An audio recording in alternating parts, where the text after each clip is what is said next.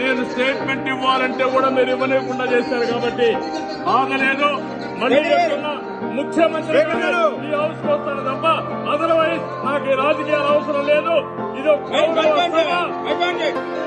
గౌరవ సభ కాదు. ఇలాంటి గౌరవ సభలో నేను ఉన్నానని మరొకసారి విజ్ఞప్తి చేస్తూ మీకు నమస్కారం. ప్రజలందరికీ విజ్ఞప్తి చేస్తున్నా, నా అవమానం మీరందరూ నిన్న మనసుతో ఆశీర్వదించమని కోరుతూ అందరికీ నమస్కారం.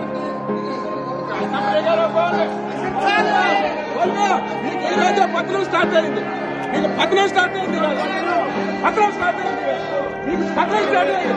మళ్ళీ గవర్నమెంట్ స్వాగతం.